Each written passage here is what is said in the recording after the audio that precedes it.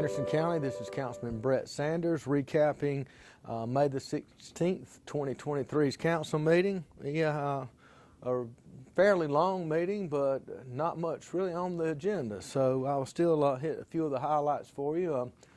First and foremost is second reading on our budget.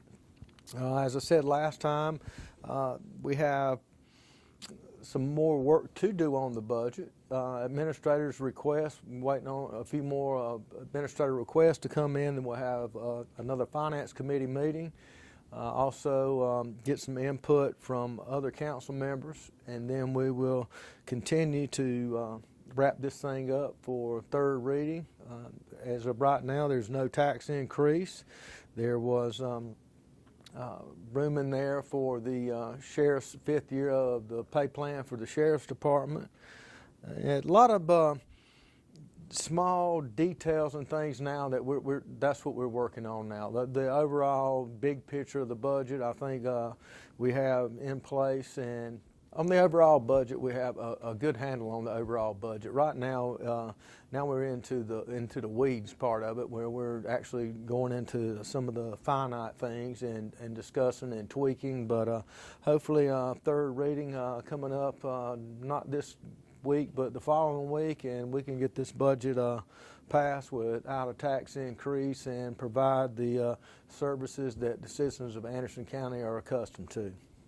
Also, tonight we did second or third reading on the two road closures, Major Road and I think it was Moore Road up in the Piedmont, Powdersville area. I think there was some traffic cutting across from Highway 81 and Wren School Road. Also, it cuts across from Wren School Road to 86, and it was more of a safety concern for with the school traffic and some of the kids. I do think that, I was told by our Roads and Bridges guy that when he was out there that he almost got hit by a car out there doing his job. So hopefully that will cut down on some of the heavier trucks on the road that the road really wasn't originally designed to do. I hope it doesn't inconvenience so many, but I think it's more of a cut across shortcut for them. But safety first. Tonight also we had some executive session things. One was to do away with our Part 139 on our airport, which it's not really that complicated, but it gets a little detail. But basically what that is, it was Part 139 is a FAR aim, or a federal regulation, in order to have an airline service. And I know that in the past, it was really way before my time, we had a airline service attempt to work out of Anderson. And basically what's happening now is the cost to keep that certificate, with us not even utilizing it, with not anything coming in. You may have one flight a year come in flying under a Part 139, and the outlay versus what's coming in, it just doesn't make sense. But it is a certificate that in the future, if we do need to acquire again, it's not really a simple process, but we have all the things in place. It just probably take us about 30 days. So the main thing is, we're not expending money on something that we're not getting a fair return on, and I think that was an excellent decision and choice by council and by our current airport manager, Mr. Garrison, for identifying ways to save out there and bringing it before council. So I want to commend Mr. Garrison on doing a fine job out there as well. Tonight on our resolutions and proclamations, we honored and I want to read this, so I want to make sure I get the girls right. The Girl Scout Troop 3324 cadet Lillie Vassar, Eliza Wolken, and Olivia Clark for Girl Scout Silver Award. Proud of what you've accomplished, and we know we're going to hear wonderful things from y'all in the future. Would you like to say something? What your project was? So we decided to paint the track around the playgrounds at Midway to help kids get more exercise at recess. And how long did that take? It took about 13 hours of painting, and then another 37 hours of just in general. The project was 50 hours in total. And did y'all have any idea you'd win all these awards for it? No. And how long have y'all been involved in Girl Scouts? About 4 years. 4 to 5 years for this group, yes. What else do people need to know about this project? So the Girl Scout Silver Award is the highest award that a cadet Girl Scout can earn. She has to spend at least 50 hours on a sustainable project that solves a problem in the community. It's not just a make and donate project or donate food to an organization. It's actually solving a problem in the community. So the girls have to come up with a problem that they want to solve. They have to work with the organization that they want to solve the problem with, and then they have to actually execute the problem as well as share their project with the community as well. We also had a resolution today recognizing National Boating Safety Week, and I think the gentleman said that there was over 650 deaths in the United States from boating accidents alone, with about 70% of that could have been avoided by wearing a life vest. So I know it's boating season. We've got beautiful Lake Hartwell. When you're out there having a good time, just use some common sense, wear your life vest, and keep an eye out for it. You are. I'm Jeff Cooper, the Flotilla Staff Officer for Flotilla 25 of the U.S. Coast Guard Auxiliary. Our Operations Center is located at Portland Marina, and we appreciate Anderson County recognizing National Safe Boating Week in May.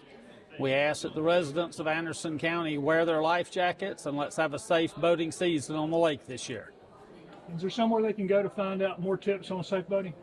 We have a website, Flotilla 25 Lake Hartwell. We also have a Facebook page by the same number, or the same name, and we have information there. We also teach safe boating courses, and we have information there about our public education. We provide vessel safety exams, and those are exams where we check all the safety equipment on your boat. If you're missing anything, we give you an opportunity, let you know what you need to do, and make sure you're squared away before you head out on the water.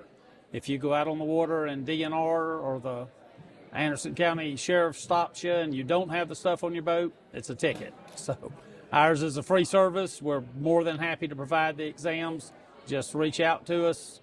We'll be glad to come do it, no charge. Also tonight we honored the ACTC, or Anderson Career and Technology Center.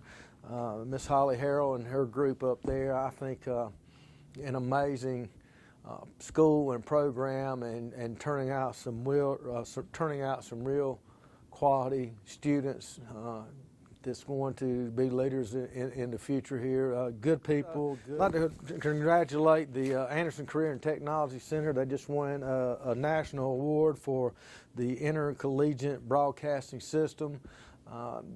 And the Anderson County, or ACTC, they do a tremendous job, and it is they're turning out some elite students that will be leading and be the future of Anderson County and probably a lot of other counties. So I just want to thank Holly Harrell and her staff out there for the tremendous job that they do.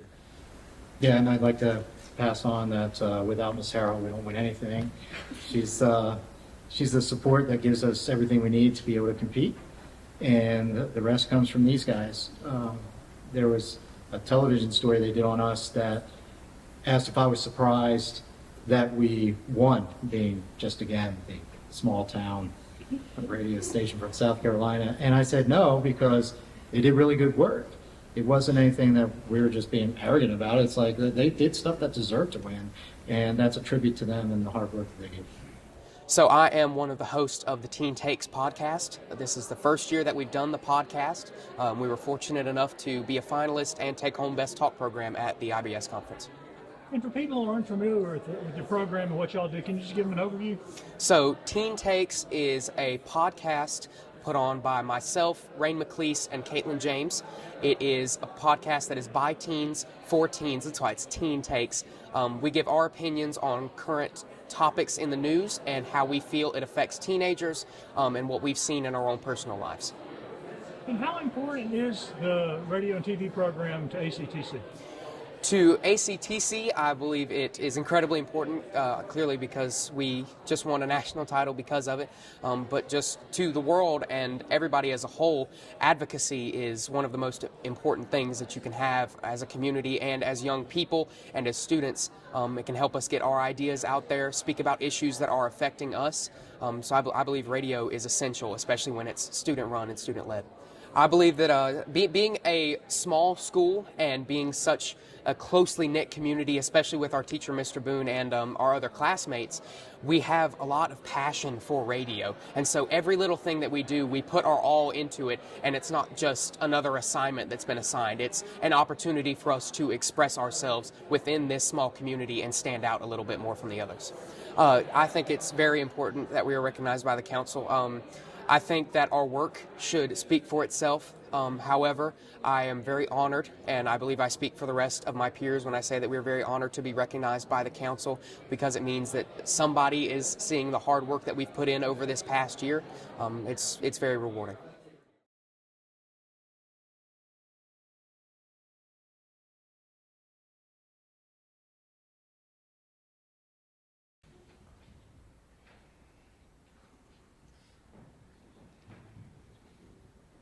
I'm Kimberly Brown. I am a coach of the Crescent Elite shooting team.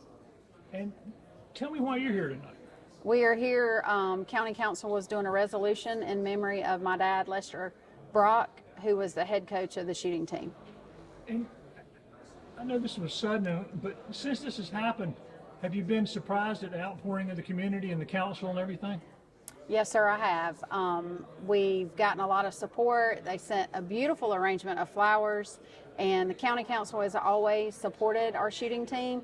My dad made sure he was the face in front of them and kept pushing to get more support for our shooting team. So they have really supported us monetarily and doing things like this to bring the kids up and recognize them for their accomplishments. And sometimes as the child of somebody doing all these things, did you recognize how much work in his legacy before he passed? Yes, sir. There's a lot of work to it. I've been kind of helping him in the back end, but he was the face and the boots on the ground, I guess you would say. He worked hard for our shooting team, and we're trying to fill those shoes. It's taken a few more of us to fill those shoes for that one person, but we're going to try to continue his legacy in the District 3 area for the shooting team. So. And that pretty much sums up our meeting tonight. Like I said, it was a lot longer than this little short presentation, but I appreciate the opportunity to serve District 4 and the citizens of Anderson County, and I appreciate the opportunity to just share with you what went on today. So thank you very much.